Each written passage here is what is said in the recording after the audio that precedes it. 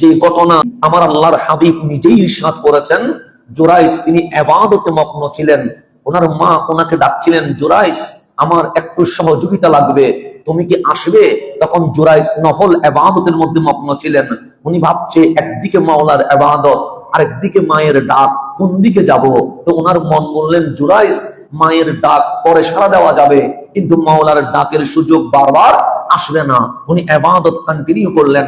মা চলে গেছে, তারপরের দিন আবার রাত হয়ে গেল, মা আবার আসলেন।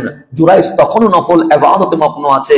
জুরাইজের মা বললেন, জুরাইস আমার একটু সহযোগিতা লাগবে, তুমি কি বের হবা? জুরাইজের নফল ইবাদতে মগ্ন হওয়া ব্যক্তি ভাবলেন, আল্লাহর ডাকে সাড়া দিব না মায়ের ডাকে সাড়া দিব?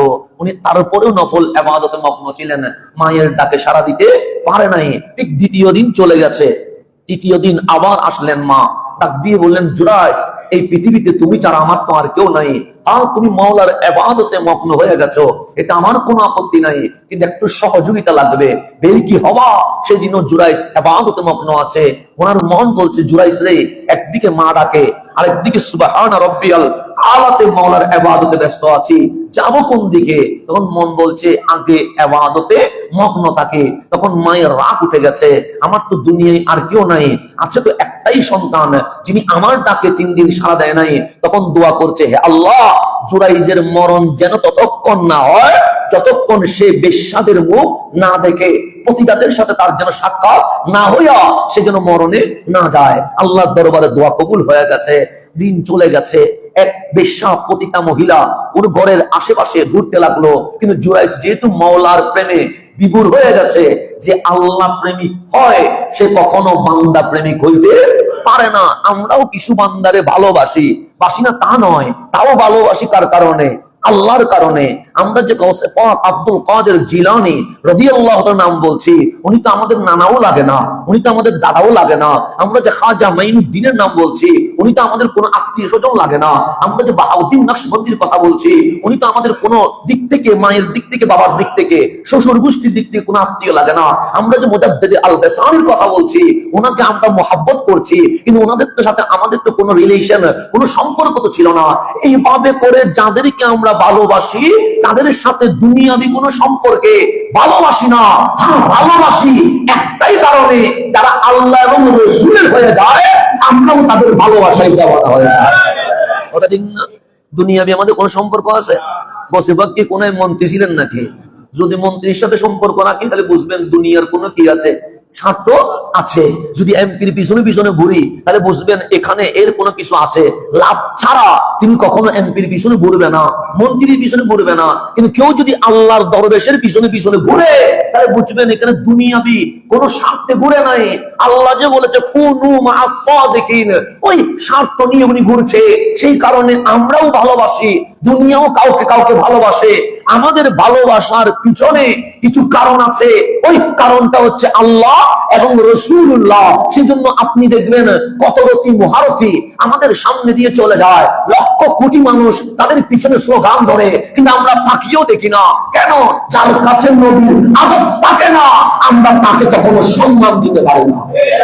সেজন্য অনেক ক্ষমতাধর মানুষ আমাদের সামনে দিয়ে হেঁটে যায়, আমরা চোখ খুলেও দেখি না কে হেঁটে গেছে। কিন্তু আমরা যখন দেখি এটা ইমাম আহমদ রাদা ফাজলে বেরলভী লিখছে, আমাদের চোখ দিয়ে পানি বের হয়ে যায়। কেন? ওই কলমটা কখনো দুনিয়ার গোলামি করে নাই, ওই কলমটা হাবিবুল্লাহর গোলামি করতে শুরু করে দিয়েছে। সেজন্য আল্লাহ হযরতের কাছেও সেই সময়ের বড় বড় ক্ষমতাধর রাষ্ট্র ছিল যে একটু আমাদের শানেও কিছু লিখেন না।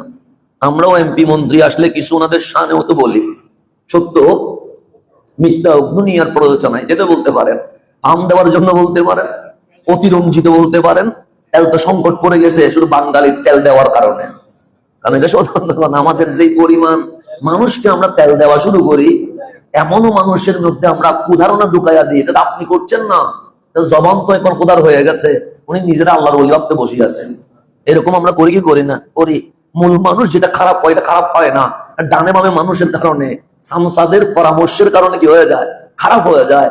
এমপি মন্ত্রী আসলে আমরাও কিছু বলি, তো এখানে হয়তো দুনিয়ার কিছু স্বার্থ থাকে, না হইলে আমাদের কিছু স্বার্থটাকে, এই দুনিয়াবি কারণে আমরা হয়তো ওনাদেরকে তুলতে তুলতে তুলতে অনেক উপরে তুলে ফেলি। তা আমার আল্লাহ হযরতের কাছেও তখন আসছিল, আমাদের প্রশংসা তো অনেকেই করে, তা আপনার কলম তো ডান হাত দিয়েও চলে, বাম হাত দিয়েও চলে, তো মাঝে মাঝে আমাদের নামে কিছু লিখেন না। তখন আল্লাহ হযরত বলতে, যে কলম শাহী নিশা আমার রাসূলের শানে চলে, ওই কলম দুনিয়ার কোন কুকুরের শানে চলতে পারে না। যে কারণে আমরা দুনিয়ার পাগল হওয়ার কারণে হেদায়েত শূন্য হয়ে গেছে, আর তখন ওনারা মাওলার পাগল হওয়ার কারণে কথা বলতে হয় নাই, চেহারা দিয়ে তাকাইলেই অটোমেটিক অমুসলিম মুসলমানে রূপান্তরিত হয়ে গেছে। তা আমি যেখানে ছিলাম সেখানেই চলে আসি। তো জুরাইজ বলছে একদিকে মাওলার প্রেম, তো মাওলার প্রেমে যিনি বিভোর হয়ে যায়, উনি কি দুনিয়ার প্রেমে ওনাকে আকর্ষিত করতে পারে? পারে না। তো ওই মহিলা সপ্তাহখানেক অনেক ট্রাই করেছেন, জুরাইজ আমার শরীর তোমার জন্য আমি উপহার দিয়ে দিব, গিফট দিয়ে দিব, যা ইচ্ছা তাই করতে পারবা, মজা নিতে পারবা, এনজয় করতে পারবা। কিন্তু জুরাইজের কোনো সাড়া নাই, মাওলার ইবাদত মগ্ন হয়ে গেছে।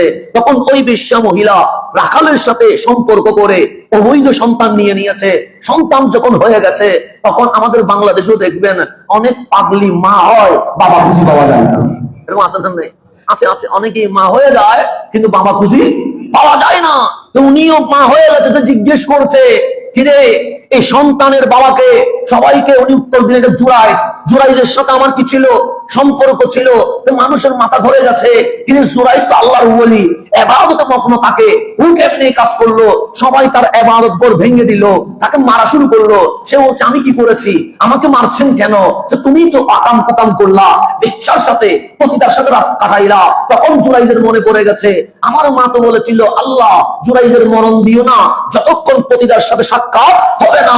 মায়ের দোয়া তো কবুল হয়ে গেছে, সেজন্য মায়ের দোয়া বড় জিনিস, দোয়া যেমন কবুল হয় বদদোয়া তেমন কবুল হয়। বাবার দোয়া বড় জিনিস, দোয়া যেমন কবুল হয় বদদোয়া কবুল হয়। আমার সোনার বাংলাদেশে অনেক সময় মা বাবা বদদোয়া করে ফেলে, হ্যাঁ সন্তান তো অবাধ্য হবে, কারণ সন্তানের বয়স যখন উঠে আসে, আমরাও সেই সময়টা ক্রস করে এসেছি। যখন ক্লাস 9-10 পড়ছি, মোবাইল যখন বের হয়ে গেছে, আধুনিক এই সোনার বাংলাদেশ বিশ্বায়ন গ্লোবালাইজেশনের এই যুগে আমরা যখন গুগলে লিখলে আমেরিকায় কি হচ্ছে দেখা যাচ্ছে, তখন মনে করলাম আমার চেয়ে বড় জ্ঞানী মনে হয় আর কেউ নাই। আমার বাবা কি বুঝবে, উনি তো মোবাইলই চিনে না। আমার মা কি বুঝবে, উনি তো ক্লাস 6 পর্যন্ত পড়েছে, আর আমি তো ক্লাস 9-এ উঠে গেছি।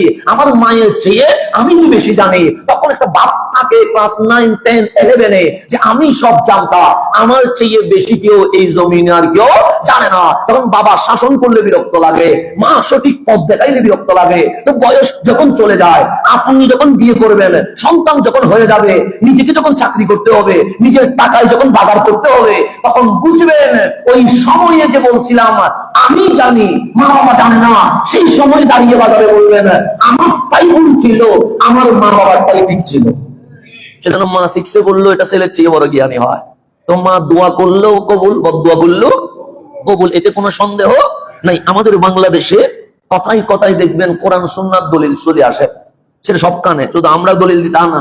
এখানে মা বাবা যে বদদোয়া করে সেখানে দেখবেন দলিল দিয়ে দিবে, এখানেও কোরআন শরীফে কি দিয়ে দিবে, দলিল চলে আসে। সেজন্য মা বাবার প্রতি আমাদের অনুরোধ, ছেলে যদি অবাধ্য হয় শাসন করেন, সুন্দর করে গাইডলাইন করেন, কিন্তু ভুলেও বদদোয়া করিয়েন না। আমাদের সোনার বাংলাদেশে দেখবেন সাথে সাথে 9 মাস 10 মাস চেষ্টা করার পর তেজ্য পুত্র কি করে দেয়, ঘোষণা করে দেয়। এরকম আছে না নাই?